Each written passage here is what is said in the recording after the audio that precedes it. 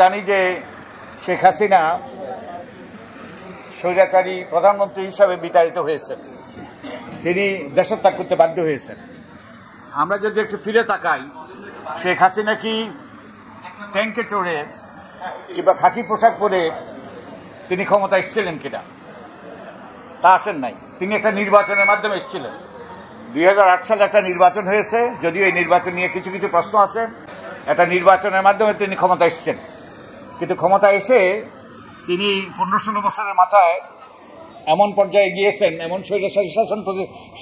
স্বৈরতন্ত্র প্রতিষ্ঠা করেছেন, তিনি মানুষের যে এই স্বৈরতন্ত্র প্রতিষ্ঠার মাধ্যমে মানুষের এমন রোষানলে পড়েছেন যে তার বিরুদ্ধে একটা অভ্যুত্থান হয়েছে, তার সরকারের বিরুদ্ধে, তার দলের বিরুদ্ধে, এবং তিনি বিতাড়িত হইতে বাধ্য হয়েছেন। এরপর একটা অন্তর্বর্তীকালীন সরকার হলো। অন্তর্বর্তীকালীন সরকারের দায়িত্ব হলো যে একটা নির্বাচন করা, সুষ্ঠু নিরপেক্ষ নির্বাচন করা। একই সাথে যেসব নিয়ম পদ্ধতি প্রতিষ্ঠান শেখ হাসিনা দানবে পরিণত করেছে সেগুলোর সংস্কার করা।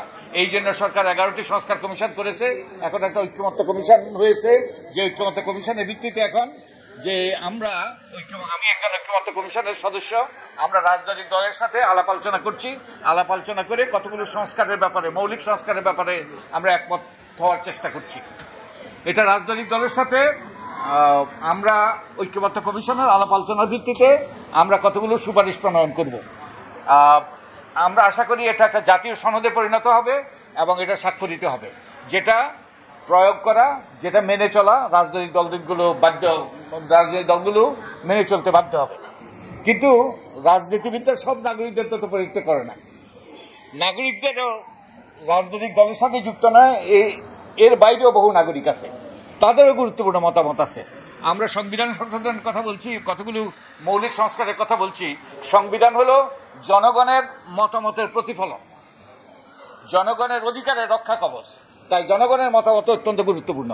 সেই জন্যই আমরা সুজনের পক্ষ থেকে এই সারা দেশে 15টি আমরা এই ধরনের সংলাপের আয়োজন করেছি, যাতে জনগণ মতামত দিতে পারে যে কোন কোন ক্ষেত্রে পরিবর্তন হইতে হবে, সংবিধানে কি কি পরিবর্তন হইতে হবে, নির্বাচনী ব্যবস্থা কি কি পরিবর্তন হইতে হবে, আমাদের প্রশাসনিক ব্যবস্থা কি কি পরিবর্তন হইতে হবে, দুর্নীতি দমনের জন্য, দুর্নীতি প্রতিরোধের জন্য কি কি ব্যবস্থা হইতে হবে, আমাদের পুলিশকে আরও কার্যকর করার জন্য কি কি পরিবর্তন আনা দরকার।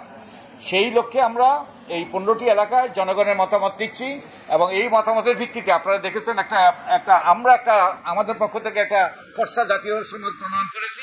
এর ভিত্তিতে জনগণের মতামত দিয়ে আমরা ঐক্যমত্য কমিশনের সুজনের পক্ষ থেকে, যদিও আমি ঐক্যমত্য কমিশনের সদস্য, সুজনের পক্ষ থেকে এই সুপারিশগুলো জনগণের পক্ষ থেকে ঐক্যমত্য কমিশনের কাছে দেওয়া হবে, যাতে ঐক্যমত্য কমিশনও রাজনীতিবিদদের মতামতের পাশাপাশি জনগণের মতামত বিবেচনায় নেয়, গুরুত্বের সাথে বিবেচনায় নেয়।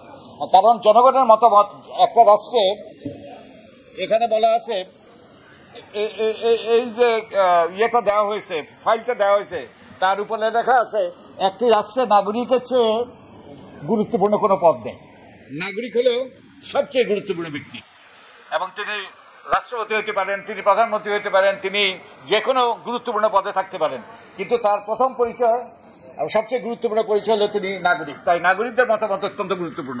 এই জন্যই আমরা সুজনের পক্ষ থেকে সারা দেশে 15টি অনুষ্ঠানের মাধ্যমে, এই ধরনের আয়োজনের মাধ্যমে আমরা নাগরিকদের মতামত দিচ্ছি, যাতে নাগরিকদের কণ্ঠ, নাগরিকদের মতামত নীতি নির্ধারকদের কাছে পৌঁছায়, নাগরিকদের মতামত প্রতিফলিত হয়।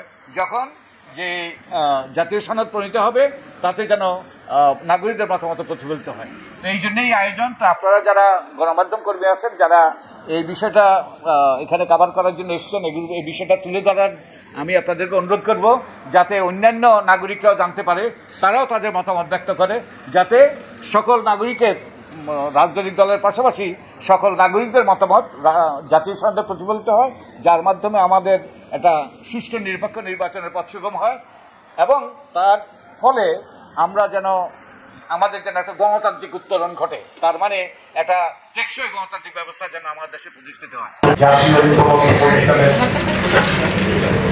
জাতীয় ঐক্যমত্য পরিষদের যে কারণে স্যার বলছেন যে আমি অতিথি গেল, তারপরে উনি সুজন তত্ত্ব